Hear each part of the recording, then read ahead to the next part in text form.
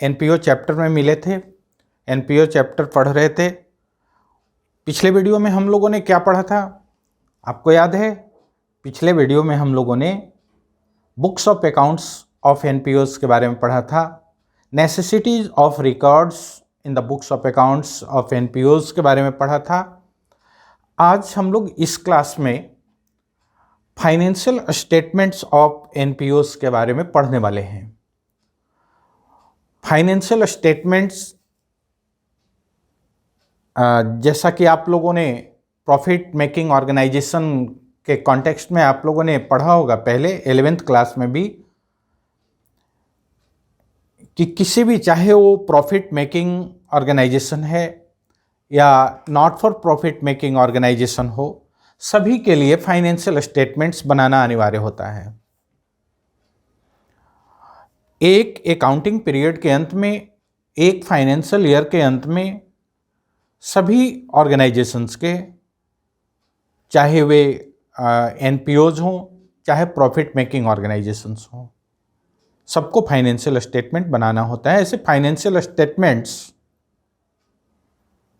Are the end product of financial accounting, we no.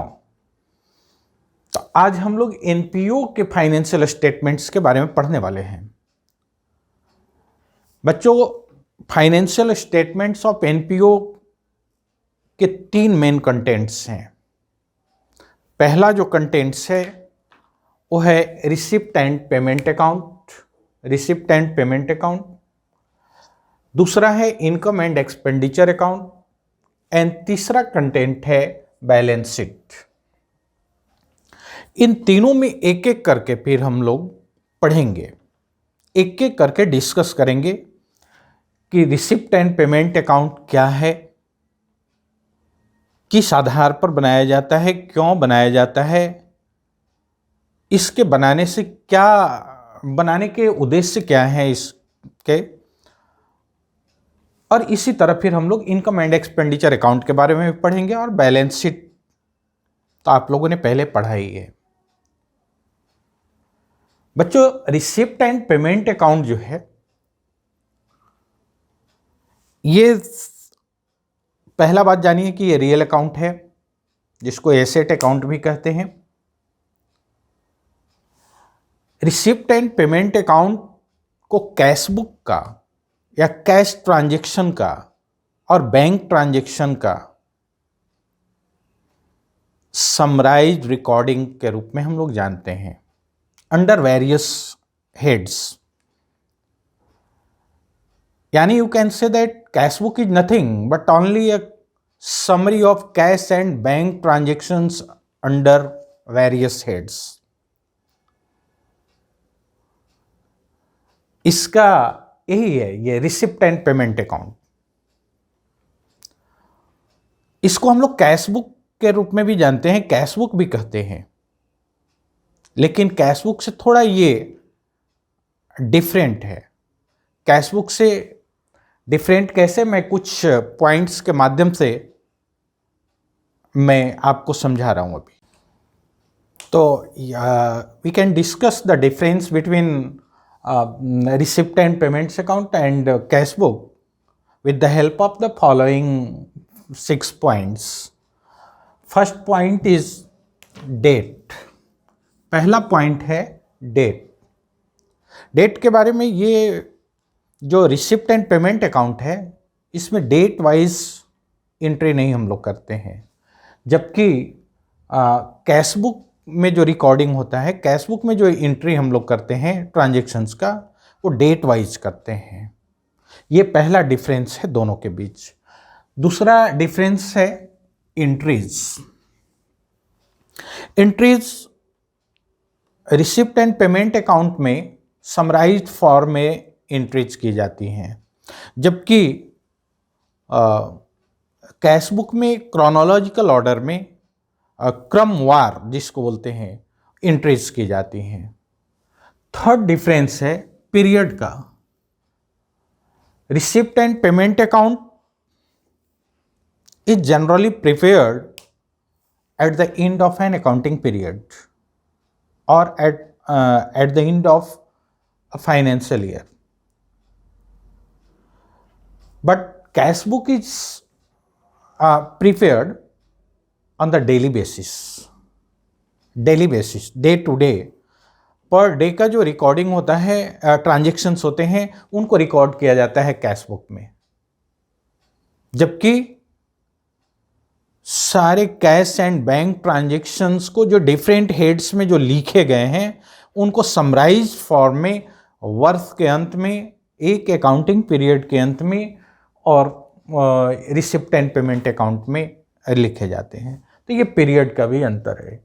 वो institution, चौथा जो आपका है डिफरेंस दोनों में, वो इंस्टीट्यूशंस का है। इंस्टीट्यूशंस में जनरली बच्चों जो रिसिप्ट एंड पेमेंट अकाउंट है वो एनपीओ तैयार करते हैं। Receipt and payment account is not maintained और prepared by profit making organisation generally,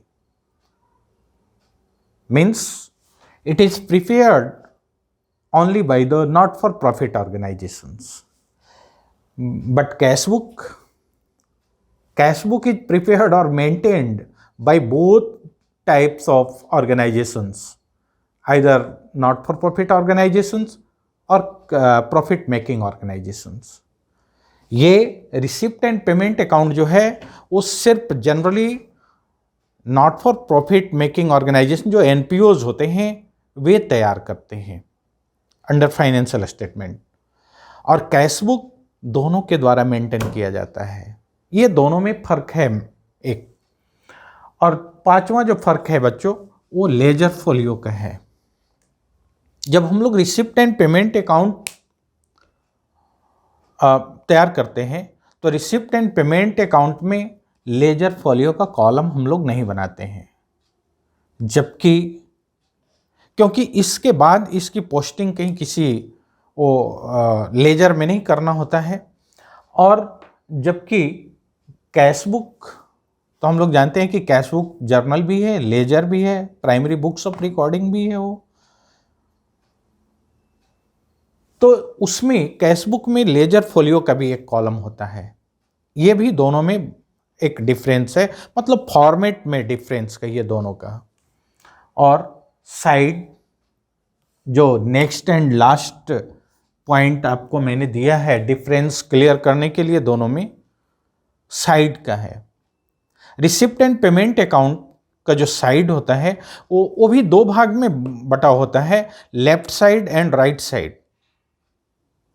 तो left side of receipt and payment account is known as receipt side and right side of receipt and payment account is known as payment side.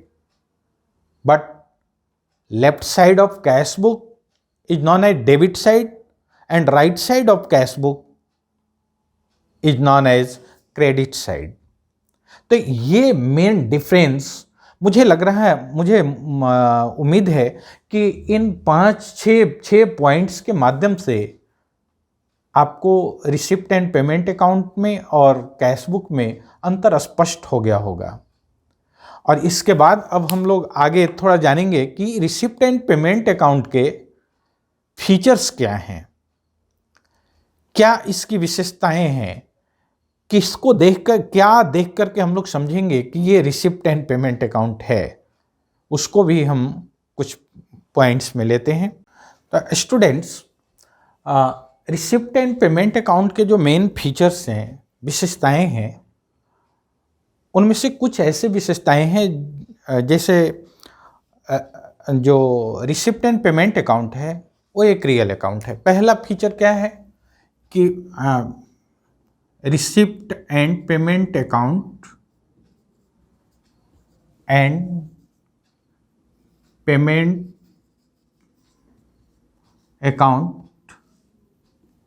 Is a real account. ये एक real account है। दूसरा feature क्या है? दूसरा feature इसका ये है कि ये कैश बुक की तरह होता है। ये जस्ट लाइक कैश बुक की तरह होता है। तीसरा इसका फीचर क्या है कि इसके डेबिट साइड में सभी तरह के रिसिप्ट्स, चाहे वो रिसिप्ट्स कैपिटल रिसिप्ट्स हों, चाहे कैपिटल रिसिप्ट्स हों या कैपिटल ये या रेवेन्यू रिसिप्ट्स हों या रेवेन्यू रिसिप्ट्स हों, सबको दिखाते हैं। इसके डेबिट साइड में, लेफ्ट साइड में रिसिप्ट एंड पेमेंट अकाउंट के all the receipts, either capital receipts और revenue receipts are shown properly,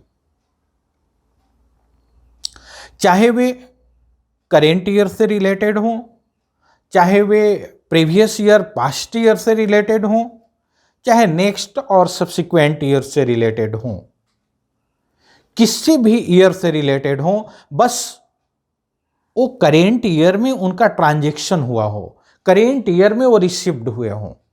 ध्यान इतना ही देना है कि वैसे कोई भी रिसिप्ट जो करेंट ईयर में प्राप्त हुआ हो, करेंट ईयर में रिसिप्ड हुआ हो, अब ये आपको बिल्कुल नहीं सोचना है कि वो कैपिटल को सिर्फ लिखेंगे, कैपिटल रिसिप्ट्स को लिखेंगे या कैपिटल पेमेंट्स को लिखेंगे। नहीं, चाहे वो कैपिटल रिसिप्ट्स हो, कैपिटल पेमेंट हो। अब यहां थोड़ा आपके दिमाग में एक क्वेश्चन आ सकता है, सर ये कैपिटल रिसिप्ट्स क्या है और कैपिटल ये रेवेन्यू रिसिप्ट्स क्या है? तो कैपिटल रिसिप्ट्स का मतलब होता है कि those receipts which are received for long period of time. Long period of time means जो 1 साल से ज़्यादा समय के लिए एक ही बार, यानी वैसे रिसिप्ट्स जो रिपीट नहीं हो within year, within 12 month जो रिसिप्ट्स रिपीट नहीं किए जाएं, वे कैपिटल रिसिप्ट्स कहलाते हैं। और revenue receipts are of the recurring nature, वो रेकरिंग नेचर के रिसिप्ट्स होते हैं, यानी these are repeated within 12 months on a certain date। एक निश्चित तारीख को, निश्चित डेट को 1 साल के अंदर जो रिपीट हों, वे हैं रेवेन्यू रिसिप्ट्स। तो ऐसे दोनों को, और ये भी अब फिर दूसरी बात ध्यान में रखना है क्या, कि चाहे वो करेंट ईयर से रिलेटेड हों रिसिप्ट्स, चाहे पास्ट ईयर से हों या नेक्स्ट ईयर या उसके भी सब्सिक्वेंट ईयर के से रिलेटेड हों, सभी को हम लोग डेबिट साइड में, रिसिप्ट एंड पेमेंट अकाउंट के डेबिट साइड में हम लोग लिखते हैं। ये हो गया आपका एक फीचर। और जितने पेमेंट्स हैं, सिमिलरली कैपिटल पेमेंट्स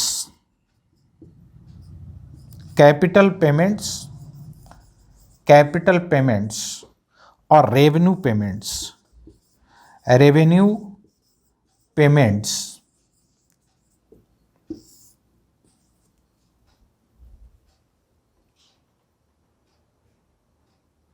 मतलब all payments, either capital payments or revenue payments are recorded, are shown on the credit side of this account, means of receipt and payment account।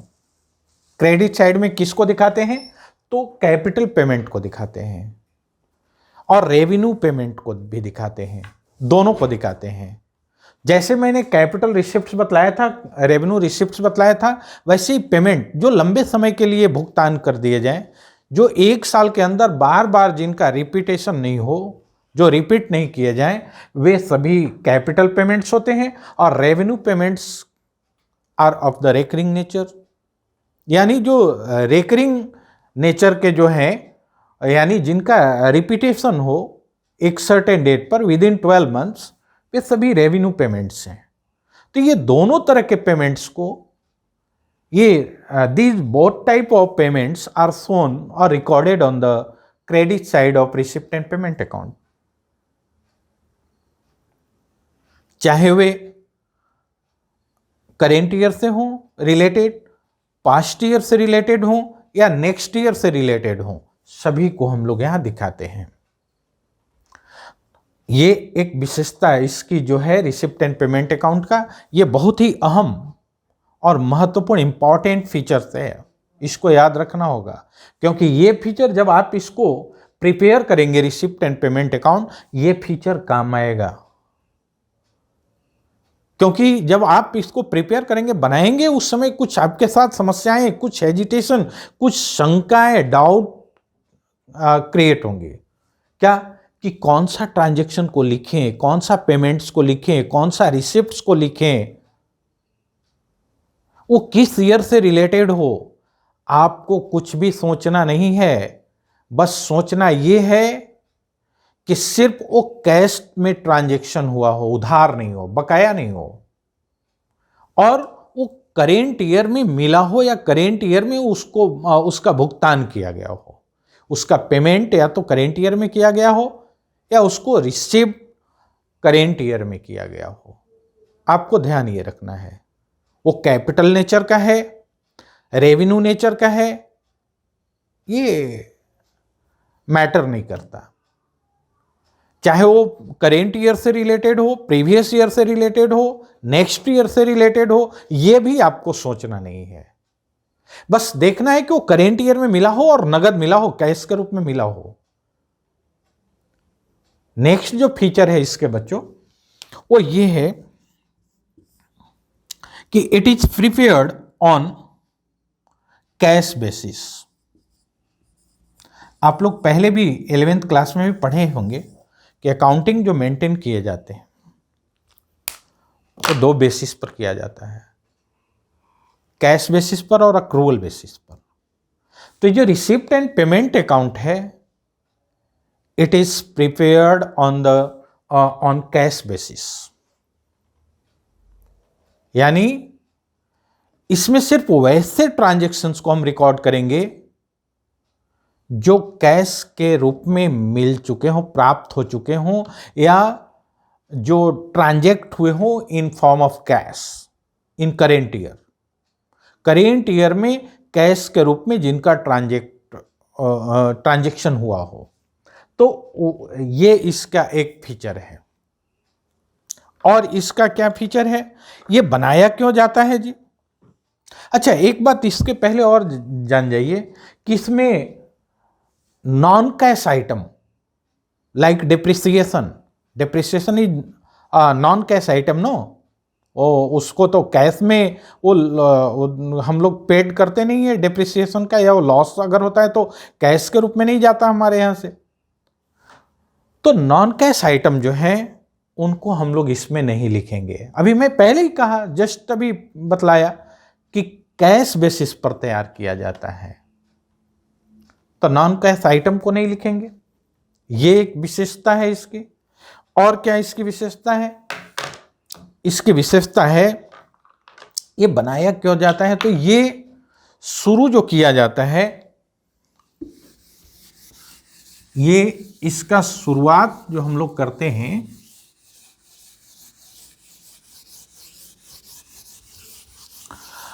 Opening cash और bank balance से करते हैं।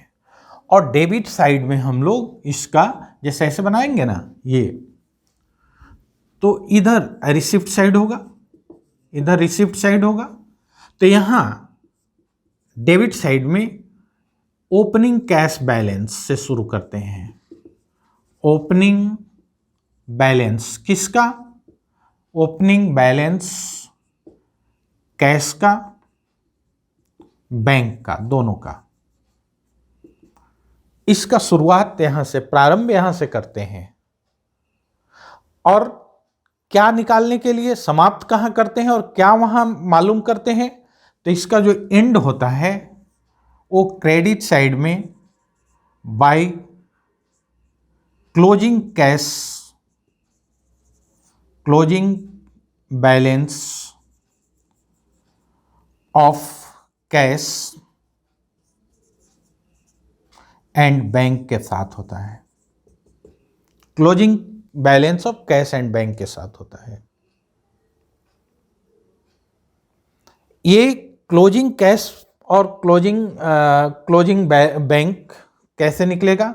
जब दोनों side का हम लोग डिफरेंस कर लेंगे, यानी जो रिसिप्ट्स होगा ये ज़्यादा होगा और पेमेंट्स कम होगा, तो वो क्लोजिंग बैलेंस आएगा। जो डिफरेंस अमाउंट होगा that will be closing balance of cash और बैंक। कभी कभी ओवरड्राफ्ट के केस में सर, अगर कभी बैंक का बैलेंस ओवरड्राफ्ट हो तो क्या करेंगे? दोनों बैलेंस अपोजिट हो जाएगा, अपोजिट साइड में। यानी बैंक अगर ओवरड्राफ्ट बैलेंस शो कर रहा है या आपके पास है, तो आप इधर लिखेंगे बाय ओपनिंग बैलेंस बैंक का, ब्रैकेट में कर देंगे, बैंक क्रेडिट में लिखेंगे, और उसका क्लोजिंग बैलेंस डेबिट में आएगा ओवरड्राफ्ट का। तो ऐसे लिखेंगे। ये भी एक इसकी एक विशेषता है, फीचर्स है। अब हम लोग बच्चों फीचर जानने के बाद थोड़ा format of receipt and payment account पर ही भी डिस्कस कर लें, ताकि रिसिप्ट एंड पेमेंट अकाउंट जब बनाएंगे हम लोग तो प्रिपेयर करेंगे, उस समय आसानी, सहूलियत होगी, आसानी होगी। तो अब हम लोग थोड़ा डिस्कस कर लेते हैं format of receipt and payment account. Receipt and payment account में आप इतना जान जाइए कि 4 कॉलम्स होते हैं। It has 4 columns. 2 columns are for receipt side and similar 2 columns are drawn for payment side. ये 2 कॉलम में ये 2 कॉलम डेबिट साइड में लेफ्ट साइड में, और 2 कॉलम क्रेडिट साइड में राइट साइड में। पहला कॉलम में हम लोग लिखते हैं रिसिप्ट्स, फिर amount rupees, payments amount rupees, और हेडिंग में क्या लिखेंगे बच्चों? Receipts and payment accounts of. यहाँ इंस्टीट्यूशन का नाम, इंस्टीट्यूशन कोई मालूम हो या उसका नाम दिया हुआ हो, कोई क्लब हो, कोई सोसाइटी हो, तो इसका नाम लिख लेंगे यहाँ। और फॉर द ईयर एंडिंग, जैसा हम लोग पहले पढ़े हैं कि ये रिसिप्ट एंड पेमेंट अकाउंट्स जो है वो एक फाइनेंशियल ईयर या एक अकाउंटिंग ईयर एंड करने के बाद बनाया जाता है, उसके एंडिंग पर बनाया जाता है। तो फॉर द ईयर एंडिंग, चाहे जो भी आप ईयर फॉलो करते हो, चाहे कैलेंडर ईयर हो 31 दिसंबर लिखेंगे, अगर फाइनेंशियल ईयर फॉलो करते हो तो 31 मार्च लिखेंगे। तो जो भी आपका अकाउंटिंग पीरियड जब भी एंड करता हो वो उस डेट को वहाँ लिख लेंगे। इसके बाद सबसे पहले क्या करेंगे कि इसके डेबिट साइड में, रिसिप्ट साइड में जो शुरुआत करेंगे हम, वो ओपनिंग बैलेंस से करेंगे। ओपनिंग बैलेंस को हम लोग क्या लिखते हैं? Balance BD, brought down, cash का और बैंक का, जिसका भी हो। अगर दोनों हो तो दोनों लिखेंगे, दोनों नहीं हो तो जिसका रहेगा उसका बैलेंस को लिखेंगे, ओपनिंग बैलेंस। इसके बाद लिखने के बाद अब आपके मन में आएगा कि सर आपने अभी बोला था, फीचर्स बतला रहे थे उस समय कि सभी तरह के रेवेन्यू रिसिप्ट्स को भी लिखेंगे, कैपिटल रिसिप्ट्स को भी लिखेंगे। पहले किसको लिखेंगे सर? आप किसी को भी लिखे, कोई फर्क नहीं है। बस ध्यान ये रखना कि जिसको पहले आप रिसिप्ट साइड में लिखेंगे वैसे ही आप पेमेंट साइड में भी पहले उसको ही रखेंगे। क्यों? इससे थोड़ा परफेक्शन आएगा आपके इसमें, अकाउंटिंग में आपके काम में परफेक्शन दिखेगा। इसलिए तो पहले हम रेवेन्यू रिसिप्ट्स को लिख लेंगे। रेवेन्यू रिसिप्ट्स किसी भी एनपीओ के लिए, किसी भी जो नॉट फॉर प्रॉफिट ऑर्गेनाइजेशंस हैं, उनके लिए रेवेन्यू रिसिप्ट्स क्या हो सकते हैं? तो चंदा, सब्सक्रिप्शंस, यहाँ सब्सक्रिप्शंस हो सकता है। आपके पास अगर बुक्स होगा तो बुक में भी आप देख सकते हैं, बुक में भी पढ़ सकते हैं, फॉर्मेट दिया हुआ होगा। और नहीं तो आप कहेंगे तो मैं फॉर्मेट और पूरा जब मैं नोट्स दूंगा तो वीडियो के नीचे डिस्क्रिप्शन में उसका लिंक मैं शेयर करने वाला हूँ, शेयर किया हुआ रहेगा, आप वहाँ से देख सकते हैं कि कौन कौन से आइटम्स। लेकिन मैं यहाँ पूरा आइटम्स न लिख करके मैं आपको आइडिया, उसका कॉन्सेप्ट दे रहा हूँ कि क्या क्या आएगा। जैसे सब्सक्रिप्शन आएगा, डोनेशन आएगा, लेकिन कौन सा डोनेशन आएगा? अगर डोनेशन स्पेसिफिक हो और डोनेशन वो लॉन्ग टर्म के लिए, लॉन्ग टाइम के लिए एक ही बार मिलता हो, तो उस डोनेशन को रेवेन्यू रिसिप्ट्स में नहीं लिखेंगे, इस हेडिंग में नहीं लिखेंगे। लेकिन जो जनरल डोनेशन हो, छोटा अमाउंट में डोनेशन मिल रहा हो, तो उसको हम लोग यहाँ रेवेन्यू रिसिप्ट्स में लिखेंगे।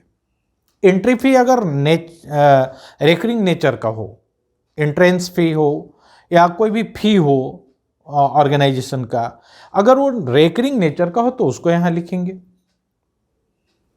और भी सेल ऑफ मैगजीन से अगर आए, ओल्ड न्यूज़पेपर का, ओल्ड मैगजीन का सेलिंग से आए, उसको रेवेन्यू रिसिप्ट्स में लिखेंगे। Rent from organise institutions hall, आप आपके इंस्टीट्यूशन का, आपके जो ऑर्गेनाइजेशन है उसका अगर कोई हॉल है, उसको आप रेंट पर देते हैं, उससे रेंट मिलता है, उसको लिखेंगे। अगर आप अपने इंस्टीट्यूशन में कोई कैंटीन चलाते हैं तो कैंटीन से जो आएगा इनकम होगा उसको लिखेंगे, प्राप्त होगा उसको लिखेंगे। और इसी तरह फिर हम लोग क्या लिखेंगे? कैपिटल रिसिप्ट्स को भी लिखेंगे, जो लंबे समय के लिए मिलेगा आपको। कैपिटल रिसिप्ट्स जैसे लंबे समय के लिए डोनेशन मिला, कोई स्पेसिफिक डोनेशन मिला, यानी आप कोई कार्यक्रम किए, किसी नेताजी को बुलाए फीता काटने के लिए, उनसे पहले प्रॉमिस कराए कि हमारे ऑर्गेनाइजेशन में भाई एक क्या है, या कोई स्कूल ही अगर चला रहे हो, स्कूल भी तो एनपीओ ही है, हॉस्पिटल है तो एनपीओ ही है, कोई भी और भी रिसर्च ऑर्गेनाइजेशन है तो एनपीओ ही है, कोई भी धार्मिक संगठन है तो एनपीओ ही है।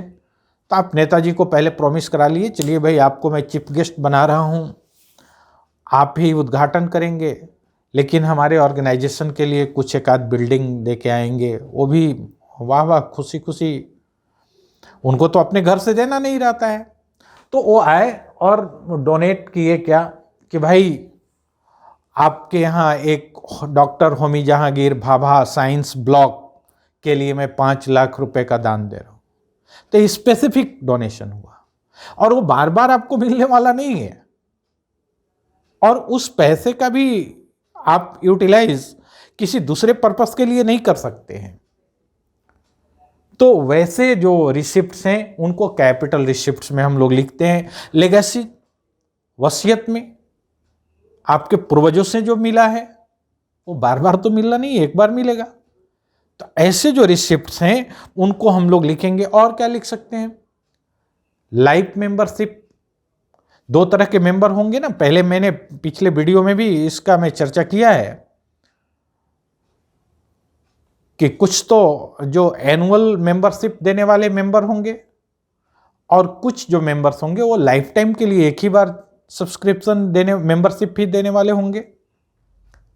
तो अगर लाइफ मेंबरशिप से जो आएगा, प्राप्ति होगी, रिसिप्ट्स होगा, उसको हम लोग कैपिटल रिसिप्ट्स में के अंदर में लिखेंगे। ऐसे पूरा कंप्लीट करेंगे हम लोग जितना भी। और इस समय इनको रेवेन्यू रिसिप्ट्स के अंदर और कैपिटल रिसिप्ट्स के अंदर लिखते समय इस बात का भी ध्यान रखेंगे आप लोग कि आपको ये विचार नहीं करना है कि वो किस ईयर से रिलेटेड रेवेन्यू रिसिप्ट्स हैं, कैपिटल रिसिप्ट्स हैं, वो करेंट ईयर के हैं या प्रीवियस ईयर के हैं या नेक्स्ट ईयर के हैं। बस आपको क्या ध्यान रखना है? आपको ध्यान सिर्फ इतना रखना है कि वे कैश में आए हों, यानी all cash transactions, cash receipts, cash receipts, सभी कैश रिसिप्ट हो, वो कैश में हो और करेंट ईयर में ही मिला हो। बस ध्यान इतना रखना है, करेंट ईयर में ही वो प्राप्त हुआ हो, प्राप्ति हुई हो, और वो कैश में हुआ, सबको लिख देना इधर। क्रेडिट साइड में यदि कोई हो ऐसा, मैंने पहले भी फीचर बतलाते समय शायद इस बात का मैंने चर्चा किया था कि यदि बैंक का बैलेंस ओवरड्राफ्ट हो तो उसका बैलेंस बिड यहाँ लिखेंगे। इफ एनी मैंने इसीलिए लिख दिया है, यदि कोई हो तो, नहीं हो तो उसको नहीं लिखना है। और इसके बाद पहले फिर रेवेन्यू पेमेंट्स को लिखेंगे। इंस्टीट्यूशन के लिए रेवेन्यू पेमेंट्स क्या क्या आएगा? तो रेवेन्यू पेमेंट्स में जैसे आपका आपके ऑर्गेनाइजेशन के पास अपनी बिल्डिंग नहीं है, रेंट पर लिए हों तो रेंट देते होंगे। जो 5-10 लोगों का ग्रुप मिलकर जो ऑर्गेनाइजेशन बनाया है, ऑर्गेनाइजेशन के सारे कार्य उनके द्वारा तो नहीं किए जा सकते हैं, तो उसके लिए वो कुछ एम्प्लॉयज भी अपॉइंट करते हैं, कुछ मजदूर भी रखते हैं। तो उनका जो सैलरी है, वेजेज है जो देंगे, वो सभी रेवेन्यू पेमेंट्स हैं। इलेक्ट्रिक बिल पेड करेंगे, वाटर बिल पेड करेंगे। तो ऐसे जो रेवेन्यू नेचर के, जो रेकरिंग नेचर के जो पेमेंट्स हैं, उनको हम लोग रेवेन्यू पेमेंट्स के हेड के अंडर में लिखेंगे। जैसे टेलीफोन बिल का पेमेंट आया, एडवर्टीजमेंट करवाए, हाँ, ये सब तरह का ऑनरेरियम है, ये रिपेयर्स रिन्यूअल्स हैं, गार्डनिंग के लिए है, अपकीपिंग के लिए, रख रखाव के लिए, हाँ, क्लीनिंग के लिए दिए। तो ऐसे सभी इस तरह के जो भी, मतलब आपको मैं ये बतला रहा हूँ, आप आइटम्स तो बुक में या हमारे नोट्स में रहेंगे, आप उनको याद कर सकते हैं या देख सकते हैं। मैं यहाँ कॉन्सेप्ट बता रहा हूँ कि वो रेकरिंग नेचर के होने चाहिए, जो with in 12 month, with in year, एक सर्टेन डेट पर जो जिनका रिपीटेशन होता हो। तो वे रेकरिंग नेचर वाले जितने पेमेंट्स होंगे, उन सभी को यहाँ रेवेन्यू पेमेंट्स हेड के अंदर दिखाएंगे। और उसी तरह से कैपिटल पेमेंट्स, कैपिटल पेमेंट्स का मतलब होता है बच्चों कि purchase of fixed assets. Organisation के लिए अगर किसी भी तरह का एसेट्स परचेज करते हैं, फिक्स्ड एसेट्स खास करके परचेज करेंगे, तो कैपिटल पेमेंट्स होगा। Furniture, purchase of furniture, purchase of motor vehicles, construction of building, इनमें जो भी पेमेंट करना पड़ेगा वो सभी कैपिटल पेमेंट्स हेडिंग के अंतर्गत उनको लिखेंगे। या अगर कोई सरप्लस है या कोई बचत है, या ऐसा लगता है कि अभी कुछ हमारे पास अमाउंट सरप्लस में हैं, उनका यूटिलाइजेशन नहीं है, तो आप उसको कहीं दूसरे जगह कोई कंपनी के सिक्योरिटीज में, प्रतिभूति में, शेयर में, डिवेंचर में ऐसा इन्वेस्ट करते, तो इन्वेस्टमेंट का भी आप यहाँ, ये इन्वेस्टमेंट को भी यहाँ मेंशन कर सकते हैं। इसके बाद हम क्या करेंगे बच्चों, दोनों तरफ का डिफरेंस निकालेंगे। इधर टोटल लगा लेंगे, कहीं रफ में रिसिप्ट साइड का टोटल लगा लेंगे और पेमेंट साइड का भी टोटल लगा लेंगे। अगर total of receipt side exceeds then the total of payment side of receipt and payment, तो difference amount will be the closing balance of cash and bank. चाहे कैश बैंक दोनों का हो सकता है, या कैश का सिर्फ होगा, बैंक का नहीं होगा। तो या कभी हो सकता है कि कैश का क्लोजिंग बैलेंस आ रहा है और बैंक का ओवरड्राफ्ट हो गया, तो इधर बैलेंस आएगा बैंक का, ये भी हो सकता है। माने एज केस में भी जैसा केस होगा उसके अनुसार आप कर लेंगे। तो बच्चों, ये format of receipt and payment account पर हम लोग चर्चा किए, डिस्कस किए।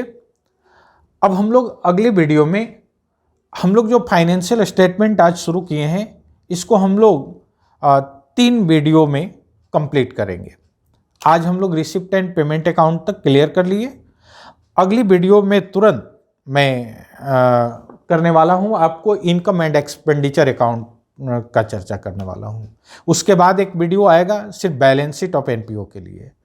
तो आप लोग इस वीडियो को और आने वाले अगली वीडियो को देखने के लिए, अगर अभी तक भी हरिओम कॉमर्स के यूट्यूब चैनल को सब्सक्राइब न किए हों, तो आज ही अभी इसी समय सब्सक्राइब कर लें, बेल आइकन दबा लें, ताकि आपको हर एक वीडियो का नोटिफिकेशन भी मिलते रहे। धन्यवाद।